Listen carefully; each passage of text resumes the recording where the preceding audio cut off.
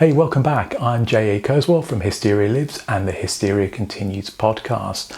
And this time I'm back with a spoiler-free review of a new slasher movie. So, Black Mirror said at Camp Crystal Lake is perhaps the best way to describe Marshmallow. To say any more about its twists at its heart would spoil the fun, and I'm not going to do that with this review. You'd be best to discover them for yourself. A nerdy 12-year-old is cajoled into going to summer camp, but despite being bullied finds his own tribe there. However, discovering that there's some truth behind an old campfire tale, his cries that a legendary killer stalks a campground go unheeded by counsellors and fellow campers alike. So again, spoiler free, let's delve a little bit more into the plot setup. So Morgan, played by Q Lawrence, struggles to fit in with the local boys in his neighbourhood, something admittedly not helped by his unfortunate pudding bowl haircut. He is haunted by recurring nightmares of a deluge and of water gushing from a wound in his stomach.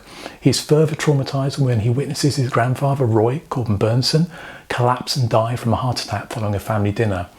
Now, promising him the summer of his life, Morgan's ultra-protective parents pack him off to the seemingly idyllic Camp Almar. There he faces further bullying by another couple of boys before being befriended by the fellow camp nerds. Over a campfire in the woods at night, the counsellors tell the tale of the camp bogeyman called the Doctor. The legend goes that before Camp Almar was built, he had a cabin in the woods where he would bring his wife and children on trips. At night, he would disappear into the basement. Curious, his wife investigated during the day and found multiple bodies sewn together into living monsters. On discovering this, the Doctor trapped his wife and their children in the cellar where he sewed their limbs together to make sure they would never leave. That night, Morgan sees someone dressed as a doctor with a head torch emerging from one of the cabins. Terrified, he tells the counsellors, but they dismiss it as just another one of his nightmares.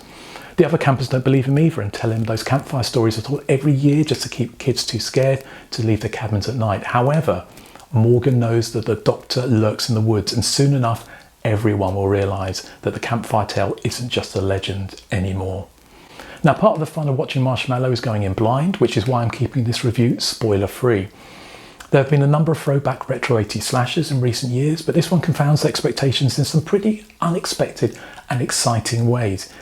Yet it also tips its hat to its true nature throughout for those paying close enough attention. The film manages to deliver a good dose of what made those early 80s camp slasher movies so much fun, although seemingly set in the present day. Its retro synth score takes us back to those halcyon days of sunshine and spilt corn syrup. Now, it obviously brings to mind the likes of Friday the 13th, The Burning and Sleepaway Camp. Like the latter, Marshmallow makes the kids the protagonists for much of its running time and benefits from some truly likeable performances by its young actors. It also features at least two killer twists on the slasher movie formula, both of which are variations on cult movies from the 1970s and 1980s, the latter of which neatly sets up a sequel if one were ever to be made. Where Marshmallow perhaps differs from earlier camp slashers is that it mostly avoids the more violent and exploitative elements common in the subgenre. Not surprising perhaps given how young many of the central cast are. Whilst there's some bloodshed, it's pretty mild, and the Doctor, rather than carrying a machete, wields a taser. However, whilst at times it feels that it could be a movie aimed at kids, Goosebumps it ain't. The film throws in a couple of F-bombs and one sweaty coupling between two horny counsellors, which brings into question exactly what the intended audience actually was.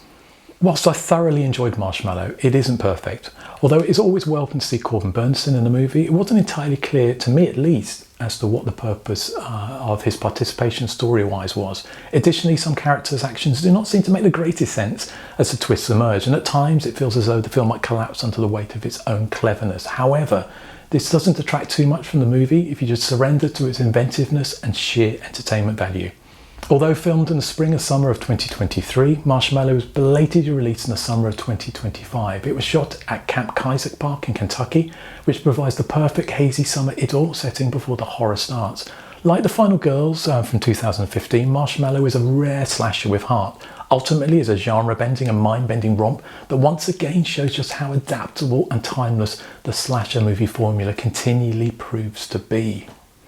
So I hope you enjoyed that review. Subscribe for more reviews of obscure and not so obscure slashers and gialli. And for the film's body count and over 600 other reviews, visit my website Hysteria Lives.